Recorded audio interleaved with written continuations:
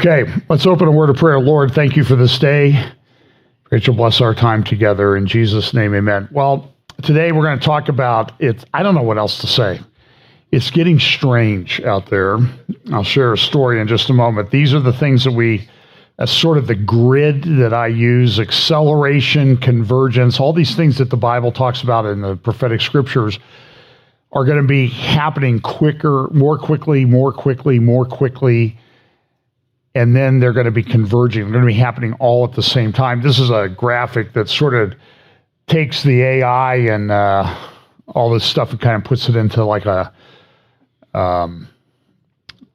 warp tunnel, and how things are converging digitally, biologically. This is another graphic somebody sent me. And we always use this as kind of a basis for what we talk about. And I heard, but I understood not. This is Daniel chapter 12. Then said I, O my Lord, what shall be the end of these things? And he said, Go thy way, Daniel, for the words are closed up and sealed till the time of the end. Many shall be purified and made white and tried, but the wicked shall do wickedly. And none of the wicked shall understand, but the wise shall understand. It also says in Daniel chapter 11 that the wise will instruct many. And so the point that we try to make each week is I think we should be looking at these things. We should be looking at the prophetic scriptures. And we're sort of trying to piece these things all together. Everybody has a different opinion.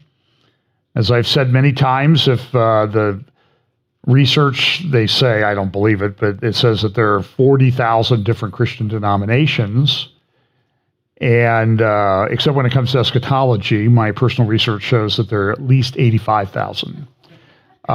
Because everybody has an opinion. And I get very well-meaning, well-intentioned, good Christian brothers and sisters send me stuff all the time. Well, here, have you considered this? And so I try to work through those, but sometimes they're a bit convoluted and hard to understand. So I'm a pretty simple guy, so I have to, I don't just read things that I agree with, though. I want you to know that. This is sort of my representation of how the seals might unfold. And then the question is, are they only there for 7 years? Within the last 7 years? Did they start before? I kind of think they're in the last 7 years, but some people said they started when Jesus returned to heaven. And you can say there have been conquering and being conquered and wars and famines and all sorts of things, pestilence. But we know that in the last period of human history, that's going to be very intense. And this is just the seals, let alone what the trumpet and bowl judgments also bring. And so that it's going to be a very difficult time. Now, so I'm going to try to limit my comments today. I'm still getting back into the saddle here of having been away for a couple weeks. If you want to see some of the things that I've done, you can sign up for the live stream at hopeforourtimes.com. I think there's like a combined price where you can get the conference we did in San Marcos down near San Diego 2 weeks ago, all the messages, and then there will be a completely different set of messages and mostly the different speakers except Tom Hughes and myself. Those will be in, I think it's Round Wall, Texas. You can sign up for there. There's live stream, and I don't know if they have the live in-person registration open yet. That's in the east side of Dallas. That'll be in 3 weeks, 25th and 26th of August, which is when you really want to go to Texas. Now, it was hotter than blazes in California, too, so at least I'm acclimated to it now. But it's a dry heat, that's what they always say. So that means it just sucks the water out of you faster, so you die more quickly from dehydration. But so you can do that. I also did a interview talk with Tom Hughes 2 weeks ago today. You can get that at Hope for Our Times YouTube channel and also on the Hope for Our Times app. And then on Tuesday, I'll be with Tom at 5 p.m. Eastern Time on, what's today, the 6th, on the 8th of August. So that'll be, I think, about, 45 minutes or an hour. So let me I want to get here and get to where I want to be.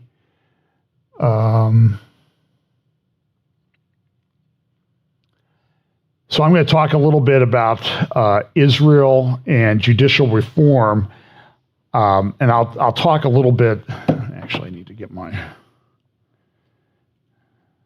I have an article I may want to refer to, and of course I don't have it. Okay, well, so I'll talk about it. So there's an article at the Tablet. It's a Jewish publication. There's also a Catholic publication called Tablet, but this is the Tablet, and you can get free articles there. There's a guy named Tony Badran. He is with the Foundation for the Defense of Democracies, pretty good thinker, and he has an article up like the Biden administration is working with Lebanon against Israel, and I think that that's pretty clear. And we have this very strange thing that's happening. So this is in Lebanon. This is the second largest U.S. embassy in the world is being built in Beirut. This is a picture of it. It's costing over $1 billion. Like, we got all that extra money laying around. And why are we spending $1 billion in Lebanon? And the problem is we're funding the Lebanese army, but the Lebanese army really appears to be under the control of Hezbollah. And Hezbollah is a sworn enemy of Israel. And you see these things gathering together. So it's a very strange time. So this is like different opinions. New York Times, the U.S. reassessment of Benjamin Netanyahu has begun. This is Thomas Friedman a couple weeks ago in the New York Times. And what you're seeing is Friedman is sort of the main mouthpiece, one of the main propaganda mouthpieces for the regime in charge in Washington, D.C. right now, particularly when it comes to Middle East and geopolitics. And so he's been writing, he's very anti-Netanyahu. He's very anti the coalition government that's in charge in Israel right now. So he says here, it says here, why did the U.S. ambassador to Israel just say that America is working to prevent Israel from going off the rails? The short answer to all three questions is that the Biden team sees the far-right Israeli government, led by Benjamin Netanyahu, engaged in unprecedented radical behavior under the cloak of judicial reform. That is undermining our shared interests with Israel, our shared values, and the vitally important shared fiction about the status of the West Bank that has kept peace hopes there just barely alive. And we're living at this time where in September, it'll be 30 years since the Oslo Accords were celebrated on the lawn of the White House, in front of 3,000 witnesses, by the way, which is, I think, kind of a significant number. And there's this big push to make concessions to the Palestinians. This is what's happening. And so there's these threats that keep coming from Nasrallah and Hezbollah to fire rockets against Israel. They keep talking about the rockets that Iran has there, maybe hundreds of thousands, some good, some bad, some guided, some not. But then Iran is also making a lot of drones now in both Russia and elsewhere. They're supplying Russia with drones for use in Ukraine. And the question is, they're eventually going to turn those on to Israel. And I'll talk a little bit more about that in just a moment. So I got to get to my starting spot here. Let's see. Some of this I talked about. I'm going to talk about AI near the end of this. This was an interesting story. This was Robert F. Kennedy came out and said that the Charlie Vector thing was really designed he did a couple things. First, he went to Congress to talk about his views. He's running for president on the Democratic ticket. And he's a radical leftist, okay? I would call him a liberal, sort of like Alan Dershowitz, in that they're very liberal politically. They'll never vote for almost anything that I would think would represent conservative values. But you can talk to them. You can have a dialogue with them. You can discuss things with them. And they don't treat you like like garbage. So they're what I would call classic liberals, as opposed to the leftists that we have in charge. But he goes to Congress to talk about things, particularly related to Charlie Vector 019er, and he's just shut down by the Democrats, his own party. And the purpose of the hearing was to talk about censorship. So they wouldn't let him speak at all. They wouldn't let him answer their questions. And they just said, listen, he's completely off base. He's a conspiracy theorist, and we just can't have anything to do with that. This is an interesting article from The Economist. Trump's indictment. I think we're on the third one so far, and there'll be more. They're never going to let this go. And it's interesting, as soon as he starts defending himself, they say, well, where's he getting all the money to defend himself? Well, people are allowed to defend themselves in the United States. We have a right to trial by jury.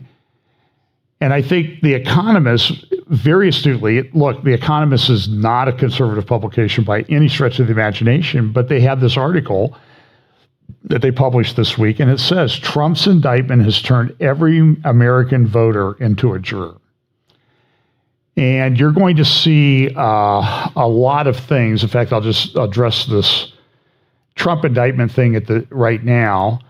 Here's an article, front page of the New York Times yesterday, about how they're going to try to turn all these people in Trump's world against him. And this is the way the prosecutors work in federal court. They will charge way more crimes than they ever think that they'll be able to get a conviction on. In the case of Trump, they really I think most people, even most thinking people, say that they're really stretching it, particularly on this recent indictment about conspiracy to defraud the United States. In fact, the Supreme Court just issued an opinion in the last term that said defraud means you're trying to get property out of somebody, not you're trying to get something political out of them. This is completely upending our political system. They're tearing it down. They're narcissistic terrorists, and they're trying to tear the system down. Whether you agree with Trump or not, that's not the point. The point is what they're doing is they're damaging the system. So what they will do is they'll charge way more counts than they'll ever think they're going to be able to get a conviction on. Then they will charge a bunch of people. And so what you'll see is they go after a lot of people, and you see these charges being filed against people for obstruction of justice. This is how they got Martha Stewart. And so what they'll do is they'll subpoena people, won't necessarily indicate that they're the target or subject of a federal investigation, and they'll interview them. And they'll interview them under oath. And if you tell a lie, and trust me, folks, I've been through this personally. They will ask you about emails that you wrote 4 or 5 years ago. They will never show you the email. Did you say such and such? And I'm like, people, I know people have been through this, and you're there, and it's like, I don't remember. You have to be very careful how you answer that, because if you say no, then later they'll come back and say, well, here's an email that's contrary to what you just told us, so you lied and you're obstructing justice. Now, if you would be willing to turn state's evidence and testify against the people we're really after, we'll go light on you. This is how it works. It's not, I don't like the system. That's the way it's developed. And then you get these relentless prosecutors like a Jack Smith, who's filed the most recent indictment as special counsel to the Attorney General. I've never seen anything like this in my life. And they're trying to tear the system down, and they're going after their political opponents. This is an article from the Times of London. Trump's two teams combined to win back power and avoid jail. Well, wow, that's a big surprise. I mean, a defendant actually defending themselves. I did not expect that to happen, ever. It's ridiculous. But I love this editorial cartoon in the Times of London that tracks, the number of indictments, and the more he gets indicted, the more popular he becomes. Now, I don't know if he'll win. There's a lot of winds blowing against that. There's some things he's done I don't support. I'm sorry. He had sort of a big LGBTQ support banquet down at Mar-a-Lago. I don't like that. I just don't agree with that. I mean, we've seen what that whole alphabet mafia thing is turning into, and I just don't think people should be endorsing it. He also did a speech for the Moonies, for Mother Moon or whatever she calls herself, because he disclosed it on his financial statements. So he got about $2.5 million for the speech. So I guess that's the price. Pence did a speech there. Pompeo did a speech. And I don't know if they know what the Moonies are all about, okay? I'm just saying is they're doing it. Paula White's done a number of speeches for them. And it really gets down to the money in some respects. And I just don't like that. But I'm not, as I look at a choice I might have to make as a voter, I'm trying to decide, do I,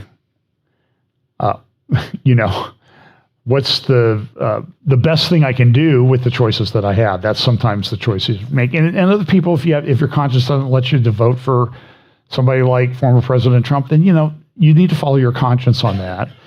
But it's very divisive politically in the United States. Have you noticed that?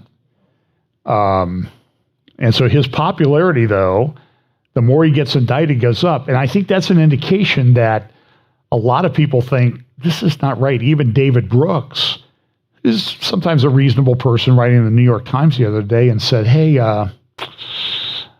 what if we're the problem? That was very interesting. It published in the New York Times. What if we people on the left that oppose this, what if we're really the problem in all of this? And the answer is, in many respects, you really are the problem. When I look at the insanity of the climate change agenda, when I was in Scotland, I tried to watch what it was like over there. They had just gotten rid of the person who was the head of the Scottish part of the United Kingdom government. It was climate change stuff all over the place. Green this, green that, do this, do this, And it's always funny because you go to a store, like we were in California, you have to buy bags to get your stuff out of the store now. Because I guess if you buy the bag, then you're less likely to throw it away and cause trash. And it's hard to find plastic bags to put the stuff that you buy in the store that's wrapped in plastic in, because they want you to use paper bags, but you have the stuff in plastic. So this climate change thing is just an incredible insanity. And then one of the questions that comes up is the goal in all of this is to make Trump ineligible to run under the constitutional amendment that says somebody who's participated in an insurrection against the United States is barred from seeking office. But they haven't charged him with insurrection or anything yet. And my guess is they're going to do that very close to the election, maybe after the nominating conventions have taken place, so that there will be nobody to run against the Biden regime. And I don't know if Biden's going to make it either. And are they going to bring in Kamala Harris? I've heard yesterday that Michelle Obama may be running. That's a very positive vote of acclamation there from the church here. I don't know. I mean, is it Bobby Kennedy? I don't think he'll make it either. They're going to try to destroy him. This is a graphic from the Wall Street Journal of all places, where they have an article about, the founding fathers really didn't think about somebody like Trump. But when you read the article, it's very interesting. They go into Thomas Jefferson's conflict with Aaron Burr. Aaron Burr ran for president against Thomas Jefferson. And what happened in the election? They actually tied in electoral votes. And back then, the first person in electoral votes got the presidency, and the second person got the vice presidency. So Aaron Burr, they had to go to the House of Representatives, and I don't know how many votes they had before the logjam finally broke. Aaron Burr and Thomas Jefferson did not get along. It was extremely nasty. Remember Aaron Burr? Interesting story. His father was the president of Princeton University and got sick and died when Aaron Burr was like a year old. Aaron Burr's grandfather then became president of Princeton. I think I have the scenario right. Do you know this? An interesting part of American history. Burr's grandfather who became the next president of Princeton after Aaron Burr Sr. was his grandfather, Jonathan Edwards, the Puritan preacher from Massachusetts. So very interesting, but I think Jonathan Edwards died not too long after that. And Aaron Burr ended up in politics and eventually was tried for treason, but found not guilty. Jefferson claimed that he was leading an insurrection in the West to have people secede from the Union. And Jefferson resisted producing letters. He produced letters. He was tried for treason, and the presiding judge was Chief Justice John Marshall of the U.S. Supreme Court. And Marshall said, "You've not proven your case. These letters don't prove this. Burr's not guilty." And then Jefferson wanted to impeach John Marshall to get him off the Supreme Court. So very, very nasty stuff in the beginning parts of our thing. So this nastiness in politics goes all the way back. So this Wall Street Journal article talks about did the founding fathers really anticipate somebody like this? And the answer is, I don't think they anticipated somebody weaponizing the justice system against them. That's the thing that's the question ought to be.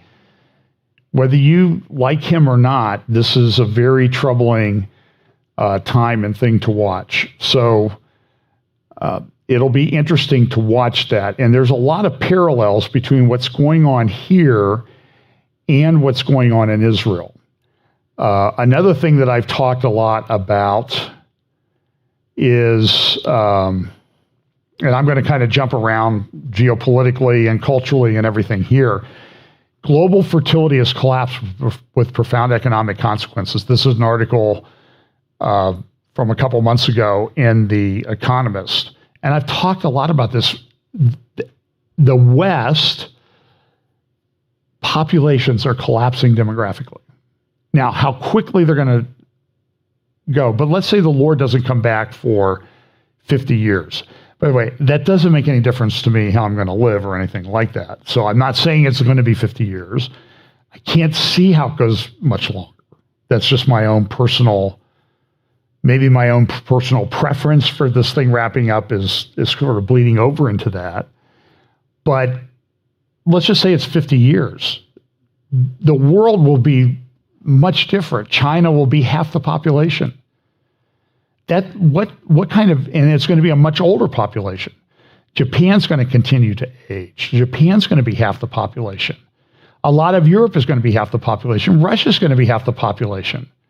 Ukraine's probably going to be a third of the population. I mean, they have the worst probably fertility rates in the world. The United States is starting into demographic decline. And that causes a lot of problems, like who's going to pay the taxes, who's going to support the old people, and that type of thing. So it's going to have profound economic consequences. Let's see. So let's go here. Well, here's So I've actually. That's not the one I wanted. There we go. So we're seeing also a huge decline in world trade. Government deficits are rising or skyrocketing. There are massive problems. So here's Maersk, because it's one of the biggest shipping conglomerates in the world, warns of a long and deep contraction in worldwide trade. Well, what does that do to all these economic plans? It's pretty severe. I'll talk a little bit more about that towards the end. Here's another one. African nations will bear the brunt of Black Sea grain deals collapse. Russia was allowing grain to come out of Ukraine.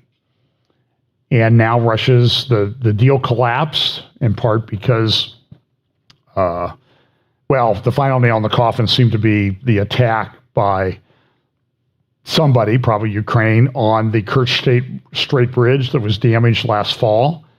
And the rail part of that is still not reopened. And there was another attack on the bridge deck where the truck and car traffic go. And that's going to have a big impact. And Russia didn't like that, so they've been bombing Ukrainian grain facilities along the coast, all the way from over near the Danube River to Odessa. And effectively, they have probably removed Ukraine as an agricultural producer to the world for maybe a generation. That's going to have a huge impact. I mean, a lot of countries rely on foodstuffs out of Ukraine. And so it's going to cause inflation, it's going to cause shortages, and the African nations may bear the biggest brunt of that. Russia or Saudi Arabia has stepped in, and they're holding peace talks for Ukrainian peace, but they haven't invited Russia yet. But they had a bunch of countries show up in Jeddah just this week. I have a fly up here, so if I look like I'm swatting at the air, it's not. And I'm not. Where's Obama when you need somebody to snatch a fly out of the air? He was pretty good at that, as I recall. So Tom Friedman wrote an article in the New York Times recently about Biden's trying to make this peace deal between Saudi Arabia and Israel, sort of like an Abraham Accords, bring them into the Abraham Accords. It's become a big deal. Just listen to a little bit of the article that Friedman wrote last week. For the hundreds of thousands of Israeli democracy defenders who tried to block Prime Minister Netanyahu's judicial coup on Monday, the stripping it'll be 2 weeks ago tomorrow, the stripping of the Israeli Supreme Court's key powers to curb the executive branch surely feels like a stinging defeat. I get it, but I don't totally despair. Help may be on the way from talks between the United States and Saudi Arabia. Yes, you read that right. When I interviewed President Biden in the Oval Office last week, my column focused on his urging Netanyahu not to ram through the judicial overhaul without even a semblance of national consensus. Because, of course, the Democratic Party here in the United States, they always only pass legislation when they have the consensus of the other side of the aisle, right? Oh, I guess not. So these rules only apply to Israel, I guess. Okay, thank you, Tom. The president is wrestling whether to pursue the possibility of a U.S.-Saudi mutual security pact that would involve Saudi Arabia normalizing relations with Israel, provided that Israel make concessions to the Palestinians that would preserve the possibility of a two-state solution. So you're going to see this big push by the United States. We've got to have a two-state solution. And the whole thing is a fraud. There's already two states. We have the state of Israel. We have the state of Jordan. And the question is whether part of the West Bank, Judea and Samaria, would be transferred into, and the Saudis have proposed this. It started about a year ago. They came out and they proposed the Hashemite Kingdom of Palestine. And these were people close to the Saudi regime that started putting this out. Now, they've moved down the road sort of towards formalizing this a bit, I think, in back channels. Some people are talking about it. Some Israelis are writing about it in Israeli newspapers and blogs. It's been in the Al Arabiya. It was there. It's been in the Wall Street Journal. And it all sort of started at the same time. And so what they're talking about really is a two-state solution where there would be Transjordan with part of the Judea-Samaria West Bank, but still under Israeli security control, and then Israel. That's a two-state solution. What they're proposing now is really a three-state or four-state solution, depending on whether they divide the, quote, West Bank and Gaza into two countries or one. Palestinians are fighting among themselves. There's a severe battle, internecine war going on as to who's going to control that as Mahmoud Abbas continues on into, I think he's into the 13th or 14th year of the four-year term that he was elected to back in 2004. Maybe it's the 16th year of his, I don't know. He's been around a long time and he's getting old. He was in China recently, was sick there. And so you hear these reports. He's dying. He's going to die any day now. I'll believe it when I see it. But anyway, Friedman's article continues. After discussions in the past few days among Biden, his national security advisor, Jake Sullivan, Secretary of State Anthony Blinken, and Brett McGurk, the White House official handling Middle East policy, Biden has dispatched Sullivan and McGurk to Saudi Arabia, and they went there at the end of last week, where they arrived on Thursday morning, it'd be a week ago Thursday, to explore the possibility of some kind of U.S., Saudi, Israeli, Palestinian understanding. The president still has not made up his mind to proceed, but he gave a green light for his team to probe with Crown Prince Mohammed bin Salman of Saudi Arabia to see if some kind of deal is possible and at what price. Closing such a multinational deal would be time-consuming, difficult, and complex, even if Biden decides to take it to the next level right away. But the exploratory talks are moving ahead now, faster than I thought, and they're important for two reasons. Now, when Saudi Arabia, when this sort of started hitting the press, Saudi Arabia came out and said, now listen, you got to settle the Palestinian issue. You got to make concessions to the Palestinian. There has to be a two-state solution in terms of Palestine, Jordan, and Israel. That's 3 states, but they call it 2 states. That's what it has to be. And part of that is because that's what the king wants. King Salman is still alive. He's feeble. He's frail. He's in his late 80s. Nobody knows how long he's going to be around, but I don't think that Crown Prince Mohammed bin Salman will effectively change Saudi policy until the king has moved on to his next residence. Because of the way the tribal culture works, I just expect that to happen. So Friedman says this: first, a U.S.-Saudi security pact that produces normalization of relations between Saudi Arabia and the Jewish state, while curtailing Saudi-China relations, would be a game changer for the Middle East, bigger than the Camp David peace treaty between Egypt and Israel. Because peace between Israel and Saudi Arabia, the custodian of Islam's 2 holiest cities, Mecca and Medina, would open the way for peace between Israel and the whole Muslim world, including giant countries like Indonesia and maybe even Pakistan. It would be a significant Biden foreign policy legacy. Second, if the United States forges a security alliance with Saudi Arabia on the condition that it normalize relations with Israel and that Israel make meaningful concessions to the Palestinians, Netanyahu's ruling coalition of Jewish supremacists and religious extremists would have to answer this question. You can annex the West Bank, or you can have peace with Saudi Arabia and the whole Muslim world, but you can't have both, so which will it be? Now, this is interesting that this is all coming up at this particular time. I think this is probably doomed to failure, but we all want peace. We all want the semblance of peace, but we understand that it's the semblance of peace which may be very significant from a Bible prophecy standpoint. He says this: I'd love to see Israel's far-right finance minister, Bezalel Smotrich, go on Israeli television and explain to Israel why it is in Israel's interest to annex the West Bank and its 2.9 million Palestinian inhabitants. I don't know that that's true. That's maybe based on trumped-up numbers. Forever, rather than normalize ties with Saudi Arabia and the rest of the Muslim world. A Saudi-Israeli peace could dramatically reduce the Muslim-Jewish antipathy born over a century ago with the start of the Jewish-Palestinian conflict. But you can't take Iran out of the picture. You have to work things out with Iran. So here's Friedman, and to understand the way Friedman talks, here's a little video interview that he did. You'll see Hebrew subtitles, but listen to how he describes how he views people on the right side of the ledger in Israel. So I've actually lived for just under 5 years in 2 countries right next door to each other in the Middle East. I lived in Beirut, and then I lived in Israel from 1984 to 1988. Actually, both my daughters were born in Hadassah Hospital. They have many, many differences, but they are identical in one very fundamental way.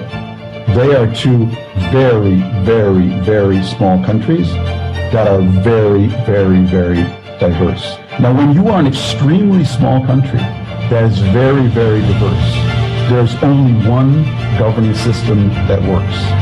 It's called live and let live. What happened in Israel By the way, what happened in Lebanon is the abandonment of the principle of live and let live for the principle, it's our time to eat. Oh, we got in now. It's our time to eat. That's what's new about this government. They won by 30,000 votes. They know that. But they had an extreme agenda. And when they got in, they simply said, it's our time to eat. And when you take an incredibly small, incredibly diverse society, and you replace live and let live with it's our time to eat, you threaten the whole system. The threat to Israel is not going to become Hungary or Poland. It's going to become Lebanon. That it simply disintegrates. And when it falls apart, you can't get it back. And what's the name of the party most responsible for doing that in Lebanon? Hezbollah, the party of God. And what is the group in Israel, if I gave them a name between Ben Gvir and Smotrich and the ultra-Orthodox? The party of God. So do you see what he did there? He equated Hezbollah in Lebanon, the party of God. That's what Hezbollah means. And then the people in the right-wing, religious, Zionist, ultra-Orthodox part of the coalition as the party of God. He's made a equivalency there. And he is in my view, he is a very silly man. In fact, you'll hear Netanyahu make sort of I don't know if he's referring to Friedman, but here's an editorial front page of the Arab News the other day. This is from about a week ago. This is the takeover. It talks about the takeover, but down there at the bottom, you see this article: is Saudi normalization with Israel possible? And so in the Saudi press, they're talking about the fact that, we think it's possible. Even David Weinberg, who's a pretty conservative guy, wrote in the Jerusalem Post the other day, give Saudi peace a chance. So there's a real desire for this peace. And one of the things that they're talking about is they're talking about a railway through Saudi Arabia to Israel through Jordan. Part of this is being pitched to the Saudi people or Muslim people as this is a way you can make a pilgrimage to a holy site in Jerusalem. And by the way, this picture, which shows the rail system, you can see it there in the bright colors, that really was proposed. This was from Times of Israel article back in 2018. So this has been talked about for a while. And this is sort of how these peace things go in Israel. I don't know that we'll know when the peace agreement has been reached, unless somebody's trying to make a political point. But there might be people say, no, don't talk about it because people may try to kill us. We don't want to do this, but we'll do it for economic reasons. But it may be that we may not know exactly when this comes together. So they've been working on this for 5 years or more. The Arab proposal was made over 20 years ago that King Salman likes.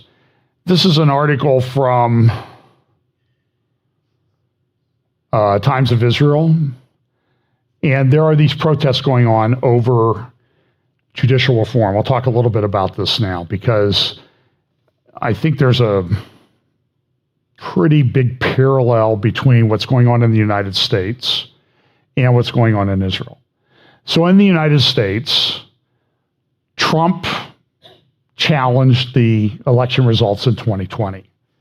But it will take you like 5 seconds to find all the times Democrats challenged election results over the last 20 years. It'll take you like 5 seconds to find a mashup of all those video clips. Trump is illegitimate, they said in 2016. He didn't win. It was fake. It was Russian collusion. It was Russian interference. And so when Trump comes out and sort of says the same thing, and people are allowed in our political system to be very vocal and very wrong. That's allowed. It's actually sort of recognized. I know this may be shocking to you that politicians will lie from time to time. I know that's just shocking. That's kind of hard to believe.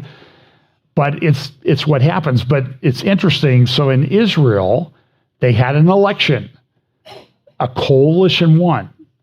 Friedman says they won by 30,000 votes. I don't care if they won by 10 votes.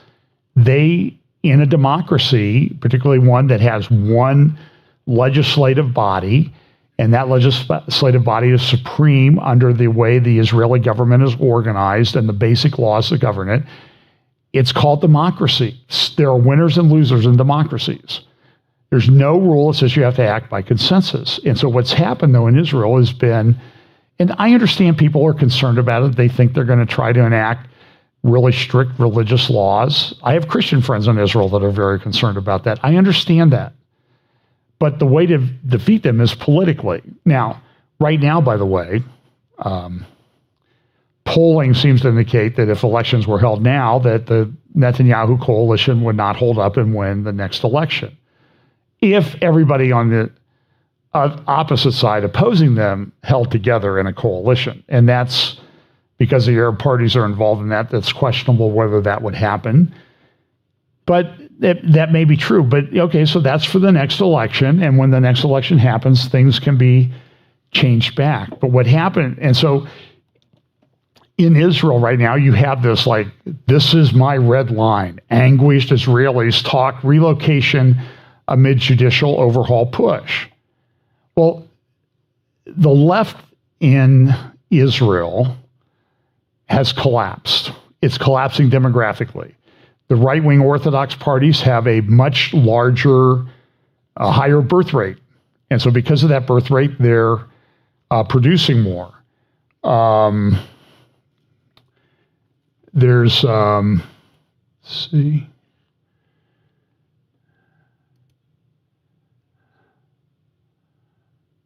Okay, here's the article that I want to talk about.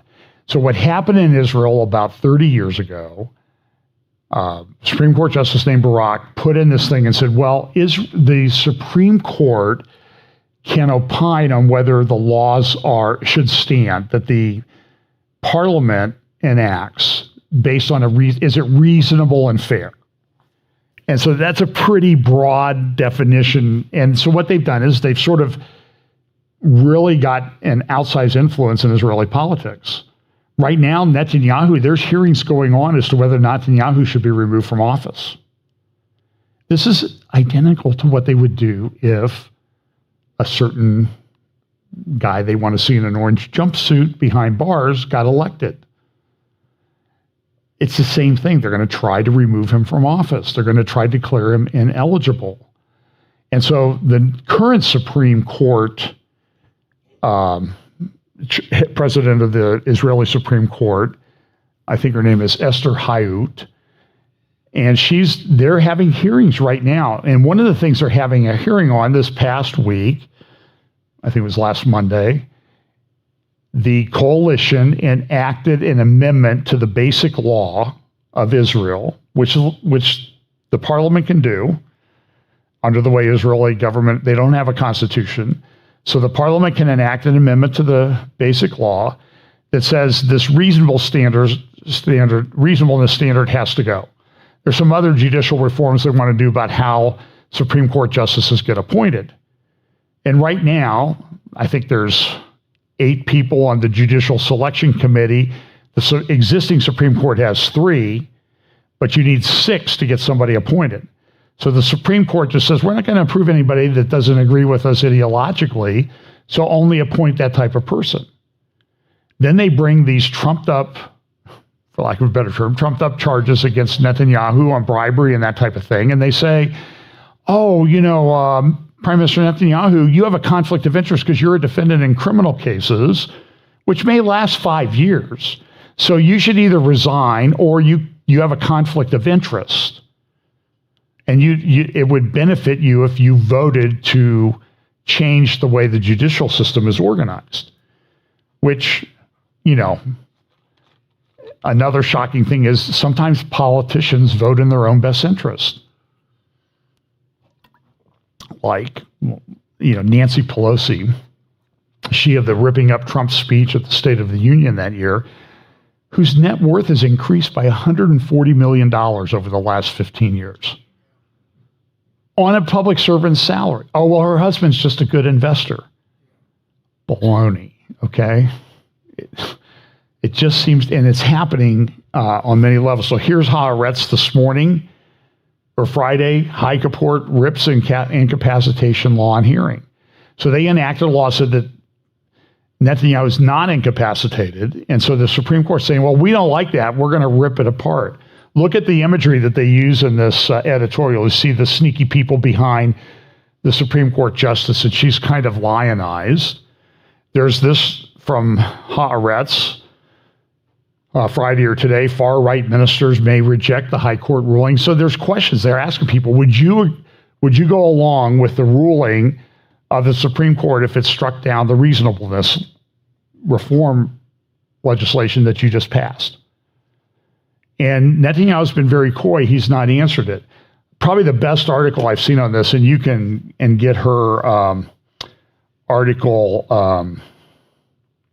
at jns.org. But listen to some of this. Friday morning brought the first piece of good news from Israel's Supreme Court in years. Yediot Aharonot's top headline declared the Supreme Court Justice Esther Hayut intends to resign if the Knesset passes Justice Minister Yari Levin's judicial reform package. Hayut's stewardship of the court over the past 6 years has been disgraceful and destructive to both the court and the state of Israel. The Hayut court dropped even the pretense of judiciousness. Hayut cast the court on a course of ideological radicalism and politicization that has no parallel anywhere in the world. By the way, having read a lot about this, I agree with Caroline. She's right. This is egregious abuse of power. And the people that wanted to continue say, well, you're trying to change it by a democratically elected parliament. You're anti-democracy. And wait a minute, this is insanity. Listen to this. And I'll give Caroline credit for digging this out. Hayut's radicalism was well known in the legal community. She wasn't then Justice Minister Ayelet Shaked's first choice for the court's top slot, but Shaked had no say in the matter. Israel's current judicial selection process protects justices from accountability to the public and its elected representatives. Supreme Court justices have a veto over nominees to the court. I just explained to you how that works. So everyone who gets the nod from the Judicial Selection Committee, including ostensibly conservative jurists, must embrace the organizational culture and values of the sitting justices. By the way, I mentioned this first hour. I'll mention it here. I ran into somebody on vacation, or I guess speaking at a conference. Not really vacation, but it's in California. It's always nice they don't have these conferences and, like Newark, New Jersey, someplace like that. They have them in California, they have them in Calgary, they have them in these great places. But sat next to somebody on a plane, and so I like to talk to people. You may find that hard to believe. I'm very shy, but I try to overcome my innate shyness and talk to people that I don't know. What do? I'm a plastic surgeon. So we talked a while, and then I leaned over. I said, I'm not trying to be offensive or anything, but can you explain to me this transgender insanity? The guy freaks out. I mean, he's like, you can't talk about that. We're in a public place. They'll throw us off this plane. What has happened to the world? They've trained people to self-censor. That's what they're doing. We're all being trained. So, and by the way, Twitter is not that much better, in my opinion. And Elon Musk is not our friend. I mean, he's subscribed to Chinese socialist policies recently, so be careful with that guy. In fact, on War Room the other day, they were saying that if you had to pick one candidate for the Antichrist among the big tech oligarchs in the world right now, it would be Elon Musk. And it's a religion with these people, and it's true. Outside observers were exposed to Hayut's radicalism, this is Caroline, immediately before she took office. She said it out of speech before the Bar Association in September 2017. Not one for understatement, Hayut compared herself and her colleagues to God. As she put it, this is a quote, "There's a disadvantage that we flesh and blood judges have in comparison to the creator of the universe. Even in the situations where we understand fairly quickly the dilemma that brought the petitioners before us, it often happens that the solution we view as just and proper isn't possible under the practice and requirements of the law. These situations, in my view, are among the most difficult and complex ones that we judges are called upon to contend with." She continued, "How do we bridge the gap between the law and what is right? Finding an answer to this question, discovering the secret spice, is perhaps one of the greatest tasks that lies before us as judges. How about you just judge the facts in the law?" You understand what's going on here? By the time Hayut gave her speech, the court's penchant for political judgments was well documented. In the context of those judgments, her intentions were self-evident.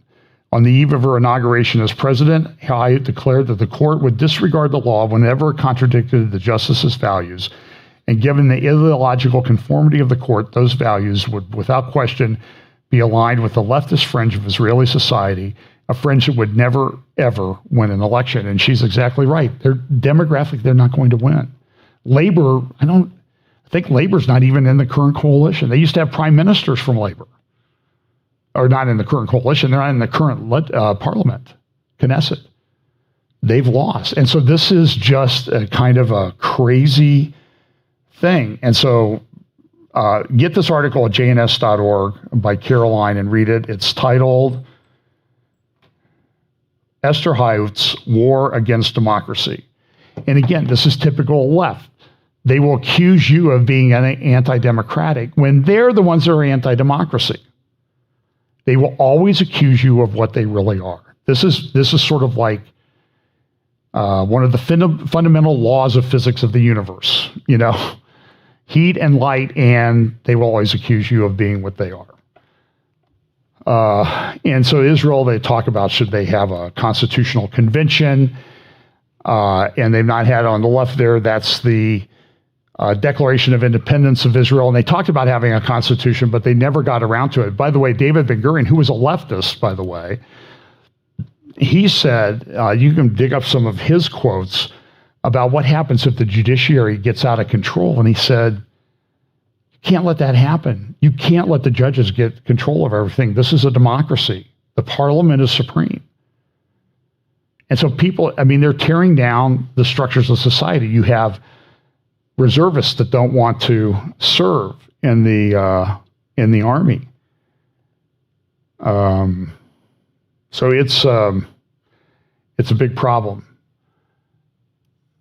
So now people said, this is, by the way, this sort of came out, natural gas exports could change the government's trajectory. And they entered into this agreement with Lebanon about some disputed areas in the Mediterranean, and it's going to result in billions of dollars going to Hezbollah. But listen, I've talked about this a lot, and there's just not, these are major gas finds. They're not the biggest on the planet by any stretch of the imagination. They are significant. Israel compromised under the Lapid government and never really brought it up to a vote. They just did it. But the problem right now is Israel can't get the gas to market. They either need a pipeline or liquefied natural gas facilities, and those are a couple, 3 years away at best. Our government interfered in the pipeline and said, no, we don't do pipelines anymore. We're getting away from hydrocarbons. A guy you should follow is a guy named Dave Walsh on Getter. This guy is brilliant on energy. And he was talking about in Florida, the Public Utilities Commission is approving renewable solar, batteries, wind for energy. But the problem is they only work about maybe 20% of the time. How many hours of the day, or how many days do you only need power 20% of the time? Probably zero. You need continuous on, but Walsh is saying the way Florida's trajectory is going is their costs were up 29% in the last 2 years, utility costs, and that if this continues, they're going to soon reach the point where 40% of the power supply is this solar, wind, stuff that only operates part of the time, which means they're going to be it gets a little bit warm in Florida in the summer, if you've ever been down there, and you really need air conditioning to function and survive. You need a continuous on power source. And we have all this natural gas and all this oil in the world. The United States could be the leading producer of gas and oil in the world, even above Saudi Arabia. But it's like there's an intentional part of the government that's destroying it to try to change things. And they're doing a pretty good job. But in this, when we interfered, Amos Hochstein, he came in and said, no, we can't build a pipeline. It's too expensive, and we don't do those things anymore. Then, lo and behold, Amos Hochstein's former company, which does liquefied natural gas out of Houston, said, hey, we got all this natural gas. Liquefied natural gas we can sell to Europe at a much higher cost, but we'll make money. So his former company's making a lot of money. It's very interesting how that works. I'm sure it's just a miracle of coincidence. It's very corrupt. This is an article in today's Al Ghad newspaper from Jordan. And what's the title? Dozens of settlers storm Al-Aqsa. Look at that. I mean, isn't that just frightening? Those people walking around. I think a couple of them have water bottles. My goodness. And this is the propaganda that you see all the time. I'll try to comment on this another time. There was this fox that was discovered. These are along the southern wall of the Temple Mount, and people think it's significant. There's some prophecies that talk about the fox. And a lot of the people who are in support of building another temple, they're like, this is prophetically significant. They also have the red heifers. They're putting a couple of them up at Shiloh. They expect 1 million people a year to go see them. And they're getting close in age to where they could be sacrificed as a red heifer, which is, most people think is needed for purification rituals for the next temple. And a question when you get this about this temple, Emilio says, well, we don't need a temple. And look, I know all that. I know all the theological arguments. I'm just talking about what I think the scripture says is there's going to be a temple. And I think if you look at Isaiah 63 verses 17, 18, 19, it says when they possess this place, they possess it for only a short time. And so there's a lot of Muslim scholars coming out and saying, no, the Temple Mount's really not that important to Islam. Now, it's important to Islam because they control it, but it's not where Muhammad did his night journey. This is a new book out. This is in Haaretz Friday. The U.S. needs to move on from Israel. And I think a lot of Israelis are starting to come to the notion that we don't really need the U.S. aid. It's just not good for us, particularly with a regime like the Biden regime that is there now. And I would highly recommend that you watch Caroline's interview of David Wormser, one of the best geopolitical analysts, I think, this week, where they talk about, should Israel give up U.S. aid? And they make a very compelling case, bringing out a lot of history, things that you may not know about. Very important interview for you to listen to. Here's again, this is the Times of Israel. 28% of Israelis considering leaving the country, weighing a move abroad is what they say. Of course, then that gets into the Times of London, and it says, Israel's radical judicial reforms prompt a middle-class exodus. There have been people leave, which I think would be good for the ruling coalition, saying, well, those people may not be able to vote the next time. I don't know if they'll be able to vote or not. Iran even came out and criticized Israel for using an iron fist to suppress protesters. This seems to be the height of democracy. Here's a short interview with Mark Levin, Prime Minister Netanyahu, last Sunday on Levin's show on Fox.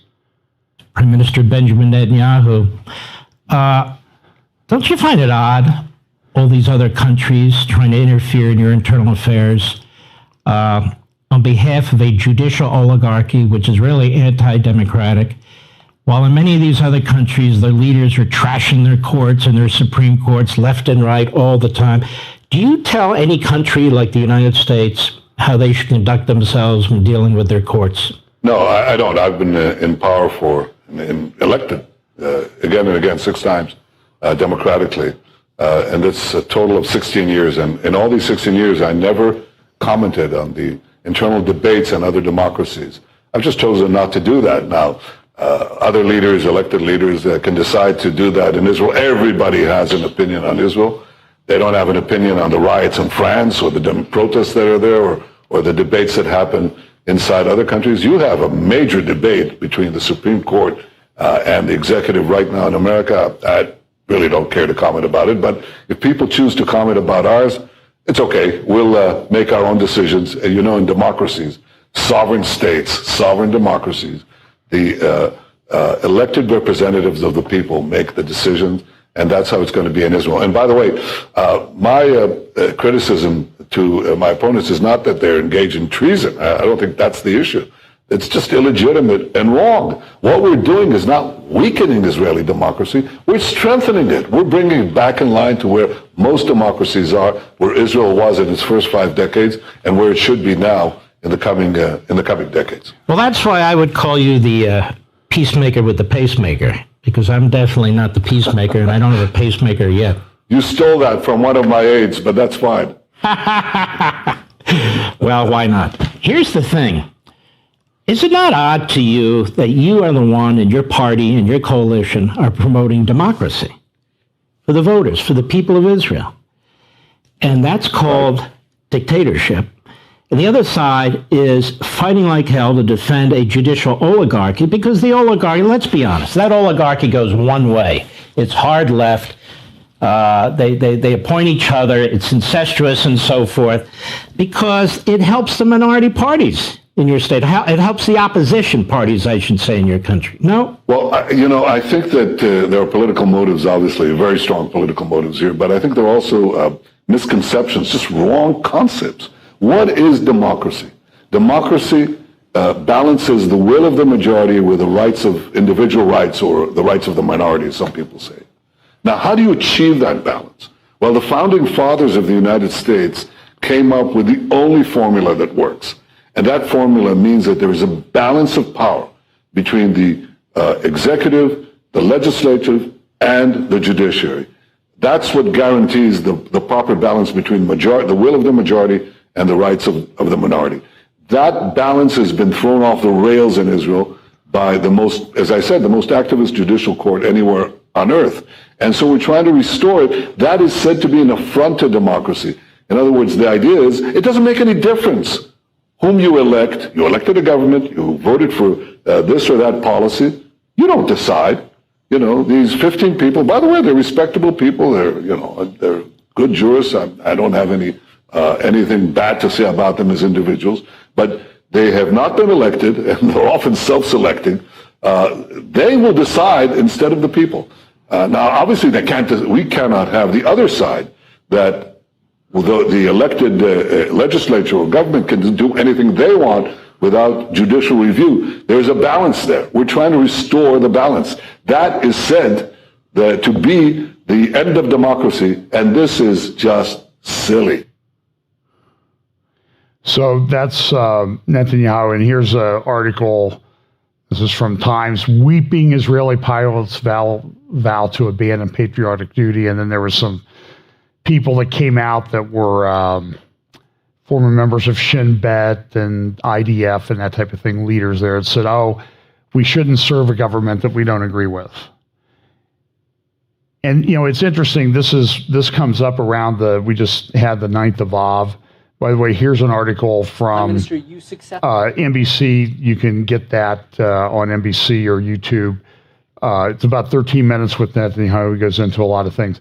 But this is the 9th of Av is when the first and second temples were destroyed. And this was what was happening in Rome recently at the Arch of Titus, which celebrated the destruction of the temple in 70 AD. And they were singing a lament about the destruction of the temple. Now, I don't know if they've been doing this in the past before, but they're doing it now. And this is the Arch of Titus on the right. You can see there the panels in the Arch of Titus that show them carrying off the menorah. It's also interesting that in the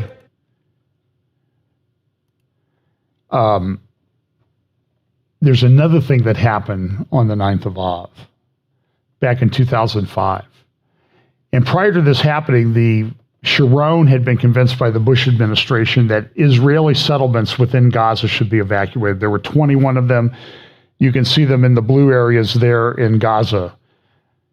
And there were Israeli soldiers pulling Israeli Jewish citizens out of their homes. And there was the IDF soldiers did what they were commanded to do in that situation. Now when they're going to go fight Hezbollah that wants to destroy Israel, Iranian proxies in Syria, which is maybe happening very soon, they're saying, well, we're not going to serve because we don't agree with the government. This puts Israel at great risk on a geopolitical basis. In fact, here's a headline from the Jerusalem Post in 2005, Sunday, August 14th, 2005, which I believe was the 9th of Av. Gaza off limits to Israelis. And what's happened to Gaza in the meantime? Now they have all this problem. Here's another good article at the Tablet. I have a right to live in Judea and Samaria. Israeli settlers should not have to justify their existence. Malka Fleischer. I know her, wonderful lady, wonderful mother, great cook too, by the way, and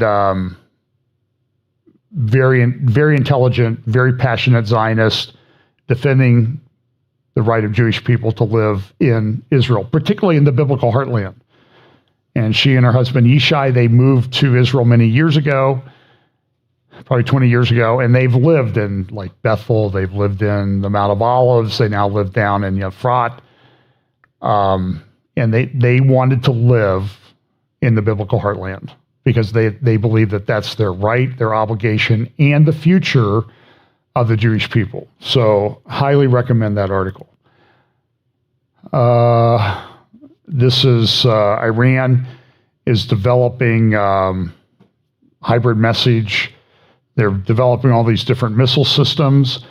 This is an article from the Arab Center in Washington, D.C. Iran's hardliners on the march, the quiet before the storm.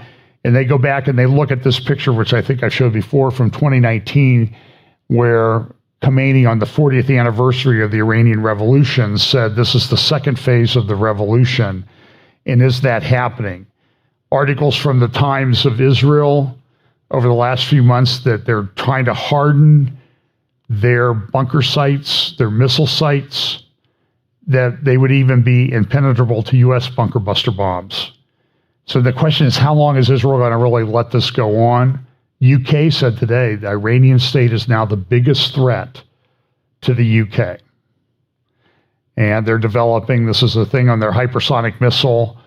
And if you notice when they announced this, they had I call it the Dome of the Rock bouncy house, the blow-up Dome of the Rock. And my hope is that someday, AI might be searching out there like, okay, what do they want to target? Oh, they want to target that thing. So we'll put that into the targeting instructions for that missile, and then the problem of the Dome of the Rock is kind of solved, at least temporarily. I don't know. Is it possible that could happen? Better believe it. There's also a great article at Alma talking about the development of weapons development industry in Syria, and the point of the article, I thought I had a quote out of it. Here's the report. And the quote of the article is this: according to Iran's foresee, the CERS Center is envisioned as a growth engine for the development and production of modern conventional weapons based on Iranian technology on Syrian soil. Furthermore, the CERS Center operation shortens and saves the logistics of transferring weapons from Iran, which is more vulnerable to harm, disruption, and obstruction. Iran's major focus is to develop and manufacture precision missiles and rockets, cruise missiles, and unmanned aerial vehicles on Syrian soil using the CERS Center Institute 4000 infrastructure. You can go to israel.alman.org. Another thing that happened that was pretty significant was when North Korea was rolling out its missile show recently. There was Shoigu, the defense minister of Russia, there at the rollout, along with the Chinese defense minister, in North Korea, looking at the weapons that North Korea is making and threatening the West with. That was interesting. Tehran Times also talked about Africa rises from the ashes of neocolonialism like Phoenix. And so, as noted in the New York Times recently, there's been this band all the way across Africa, from Senegal all the way to Eritrea, Sudan, Chad, Niger, Mali, and since 2020, all of those countries there with the lines have had coups that have taken place in the last 3 years, including Niger this past week. The impact of Niger has some interesting things. It was largely French. French get about 25% of the uranium supply from Niger. They don't know if that's going to continue. The people who have come to power in these coups have been very anti-West. They've been supported in large part either before, during, or after their coup by the Wagner Group, which is still active. Prigozhin was seen with African leaders in St. Petersburg recently at a meeting, and African countries are saying, well, you better put the guy back in place that was in power before, or we're going to invade you. Now, whether they have the ability to invade or not, the point is that we're seeing this Russian-supported coups in all of these countries that are anti-West. And a lot of these countries, they have lithium, they have diamonds, they have things that are very important to industrial production and modern society. And Russia's trying to get a control over those. Sudan, from Arab News, this is Sudan is in a humanitarian crisis. And then this article from the New York Times talks about the waning influence of France. France is, and I saw some geopolitical analysis talking about this, and people talk about how will Europe come together and rise? This might be a way, because France is being booted out of Africa. And there's a statement that says this. One of the statements that have been said about France is that France has no allies or enemies, only interests. And so will this lack of influence in Africa now redirect France to join with the rest of Europe against common interests, like being against Russia and Ukraine and being against Russia and Africa? It might bring Europe closer together. Saudi Arabia has told its citizens to leave Lebanon. This was published by the Saudi Foreign Ministry, mainly because there's south of Beirut near Sidon, that name from the Bible. There is that little red circle up there, that's this refugee camp. They have refugee camps of Palestinians in Lebanon. They've been there for 70-some years, 75 years now. Why is that? Because they're political pawns. And that other red line down here at a place called Rosh Hanekra, you can see the city of Nahariya just south of that. North is kind of going up towards Beirut. There at the top, the border between Lebanon and Israel is heating up. And this is the third anniversary of this explosion that took place in Lebanon, in Beirut. And you can see the before and after shot here of the port area in Beirut. One of the largest, maybe I believe the largest non-nuclear explosion in human history, as a bunch of fertilizer blew up in a warehouse there, and they're still fighting about it. Here's that article I mentioned about Tony Badran. Israel and America are on opposite sides in Lebanon. And again, I would highly recommend that you read that. In Syria, you can see all these little dots. Those are Russian and Syrian proxies along the Syrian-Israeli border. Here's a little bit better close-up. You can see the Russian are sort of the red, white, and blue, and then the Iranian proxies are the other groups. And so they're gearing up for war. That's what's happening.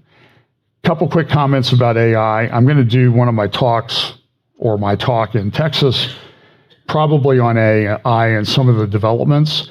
But this is a very interesting thing. The interesting thing about the world right now is everybody has their own apocalypse. Everybody's talking about the end of the world. It's all been this stuff, and I don't even know what to do with it. This stuff about aliens and unidentified aerial vehicles and that type of thing, and testimony before Congress and finding non-human biologics in some of these crashes, which I don't know what that means. And, the testimony is these things do weird things. So my view is they're probably demonic origin at best, but we'll see. So here's The Economist writing, and Foreign Policy also writing about the scramble for AI. What's going to happen with AI? Look at these articles from Foreign Policy. AI is winning the AI race. AI's gatekeepers aren't prepared for what's coming. Washington can lead on AI. AI has entered the situation room. Can ChatGPT explain geopolitics? I think the Bible actually does a pretty good job on that. So ask ChatGPT what it thinks of that. And then this other one, what AI can tell us about Putin's next steps in Iran. But look at this quote from the Economist article. These days, worries about existential risks, those that pose a threat to humanity as a species rather than to individuals, are not confined to military scientists. Nuclear war, nuclear winter, plagues, whether natural, like Charlie Vector 019, or engineered, asteroid strikes, and more could all wipe out most or all of the human race. The newest doomsday threat is artificial intelligence. In May, a group of luminaries in the field signed a one-sentence open letter stating mitigating the risk of extinction from AI should be a global priority alongside other societal scale risks, such as pandemics and nuclear war. And so The Economist sort of evaluated these experts, super forecasters. So the threats of extinction, probability of the world of event occurring by 2100, median estimate by forecaster. 3% think artificial intelligence is the worst thing. Engineered pathogen is about 1/3 as scary. Super forecasters think it's not a problem at all. Nuclear, you see that, natural pathogen, and then non-anthropogenic, which means global warming, which even the experts don't think that that's a very big deal. And so there's this big paper that was published in July titled Forecasting Existential Risk, Evidence from a Long-Run Forecasting Tournament. And they talk about what's going to happen with AI. In today's Jerusalem Post, there's an article, Next War Will See More Human AI Interface Than Ever. And what do you have here on the right? This is an artificially intelligence-flown fighter jet being flown by Americans. We've developed that now. It's in test flights. So I don't know what is going to happen. Helen Thompson in today's Times of London writes this: the inconvenient truth of net zero is we need a whole new civilization. Yeah, big problem. And then, of course, we have the war continuing between Russia and Ukraine. And it was a shift I noticed, I think a lot of people noticed about a week and a half ago, that all of a sudden the mainstream media is going, hey, you know what, this thing is not going so well for Ukraine. They're having a lot of trouble. They bombed the Kerch Strait Bridge down there to Crimea. They're at the north end of the Black Sea. That causes supply chain issues for Russia. Russia's bombing the ports of Odessa and elsewhere to take out the grain facilities. And it's going to be a difficult time. So let's see, anything else on AI? Well, WorldCoin, they're scanning irises to develop digital identities. Here's Sam Altman and the CEO. Sam is one of the founders of OpenAI, along with Elon Musk. Musk left, has his own AI company now.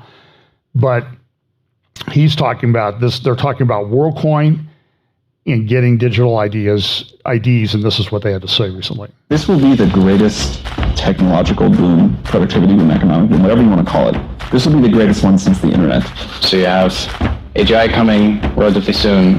How can you scale an economic network that actually connects billions of people? I think there's a lot of things that one can imagine if something like WorldCoin works. So you have WorldCoin, World ID, and then there's like a sort of thing that's rolled out. Think about governance, how we're going to differentiate between what is done by people and what is generated by machines. How can you prove that you're a unique human being? That's just the only task. Society will have to figure out more as we go along and as we start to integrate these systems into our lives. But if something like WorldCoin can work, I think that's a quite interesting new tool to have for humanity. And so, listen, this digital ID is coming. I think when I was talking to Tom Hughes recently, he mentioned he did an interview last Monday, I think, with Patrick Wood, who's spoken here a number of years ago. We know Patrick for a long time, and Patrick's big on technocracy and has a book, The Evil Twins of Technocracy and Transhumanism. Been writing about it for years, and I think he's right, but he made a point, Tom said during their little interview, that when this beast system comes into place, all of the infrastructure is going to be ready to go. And then they're just going to have to flip the switch. It's not like, okay, now we're going to decide what we're going to do. Everything's going to be ready to go. And we see so many directions that this is going, WHO, WorldCoin, other places to develop artificial intelligence. Now, this was an interesting article from ZME Science. Wi-Fi routers can see people through walls. Here's how it works. What they did was they took like a room with a camera and Wi-Fi signal. And they determined how the Wi-Fi signals act when people are in the room. Then they took the camera away and they're able to generate images like this just from the Wi-Fi. Do you understand the implications of that if somebody hacks your Wi-Fi? They can see wherever you are in the house. This is, so when Patrick Wood says that all of this stuff, surveillance and all the stuff that's going to be necessary for the beast system is going to be in place and then they're just going to flip the switch, this is Revelation 13 stuff that we're talking about. I think AI is involved in this. So listen, we live at very interesting times. You're going to see a lot of turmoil in the weeks, days, months ahead. It's the world that we live in. You know, get used to it. Man up. Stay in the Word of God. Trust the Lord. Stay in community with other like-minded believers. I don't know what's going to happen. I do know this. The price of food is going up. Pam and I went to a burger place, we did go to In-N-Out, but we went to another burger place just to sort of compare in California. We each got a burger, single patty, French fries or onion rings, and a drink. $32. Yeah, $32. You used to go get steak dinners for that. These were just burgers. And I'm like, whoa, how did that happen? But, $9, $10 for a burger, $3, $4 for a drink each, $4 for, boom, all of a sudden you're at $32. And you still there's no ice cream. I mean, come on. You got to go someplace else to get the ice cream, which another $15 probably. So anyway, although, praise the Lord, there are Handel's ice creams all over Southern California now. So best ice cream in America. So let's pray, okay? Lord, thanks for the day. We just thank you for your word. We thank you for the passage we talked about in Acts first hour, where it gives us ideas about how we need to be prepared to share the gospel when people meet people's needs and share the gospel with them. And just, Lord, we pray that you will give us those opportunities, especially at this time, especially as we see the day approaching. Bless us this week in Jesus' name. Amen.